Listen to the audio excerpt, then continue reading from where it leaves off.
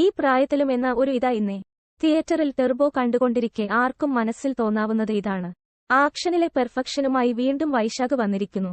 ആദ്യ പകുതിയിൽ വളരെ പതിയെ തുടങ്ങുന്ന ചിത്രം സെക്കൻഡ് ഹാഫിൽ ടെർബോ എഞ്ചിനുമായി മമ്മൂട്ടിയുടെ ഇടിയുടെ പൊടിപൂരം ഒരുക്കുന്നു. ആക്ഷൻ സിനിമകളെ സ്നേഹിക്കുന്ന മമ്മൂട്ടി ആരാധകർക്കുള്ള വിരുന്നാണ് ഈ ചിത്രം. വളരെ ശ്രദ്ധിച്ചു മാത്രം സിനിമ തിരഞ്ഞെടുക്കുന്ന മമ്മൂട്ടി ഇത്തവണ തന്റെ ആരാധകർക്കു വേണ്ടി ചെയ്ത മാസ് എന്റർടൈനറാണ് ടെർബോ. ഉദയകൃഷ്ണയ്ക്കു പകരം മിഥുൻ മാനുവൽ തോമസിനെ കൂടെക്കൂട്ടിയ വൈശാഖ് ഇത്തവണ സ്ഥിരം തമാശ ലൈൻ ഒന്നു മാറ്റിപ്പിടിച്ചിട്ടുണ്ട്. മിഥുന്റെ പതിവ് ഇൻവെസ്റ്റിഗേഷൻ ഡാർക്ക് മോഡ് രീതിയല്ല ടെർബോയുടേത്. ഒരു പക്ഷേ ആക്ഷനാണ് കഥയേക്കാൾ മുന്നിട്ട് നിൽക്കുന്നത്.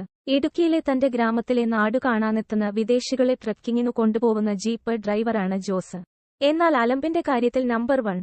ആദ്യത്തെ 10 മിനിറ്റ് കൊണ്ട് ജോസിന്റെ പശ്ചാത്തലം വൈശാഖ് വിവരിക്കുന്നുണ്ട്. വളരെ ലളിതമായാണ് മമ്മൂട്ടിയുടെ ഇൻട്രോ.